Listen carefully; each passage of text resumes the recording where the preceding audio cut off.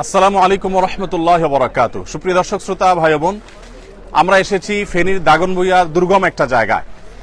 Main road থেকে প্রায় 1.5-2 ঘন্টা আমরা ট্রাক্টরে করে চড়ে খুব ধীরে ধীরে এসেছি এখান থেকে আবার ট্রলারে করে আরেকটা দুর্গম জায়গায় যাওয়ার পরিকল্পনা আমাদের আছে।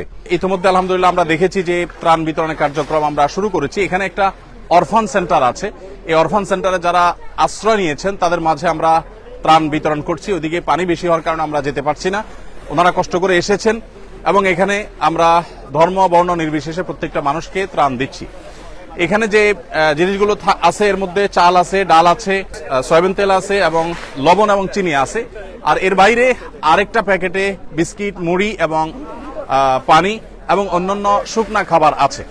তো আমরা তাদের মাঝে এই জিনিসগুলো বিতরণ করছি। ইনশাআল্লাহ বিদিনিল্লাহ এগুলো শেষ করে আল্লাহ যদি তৌফিক দান করেন আমরা চলে যাব মহিপালে।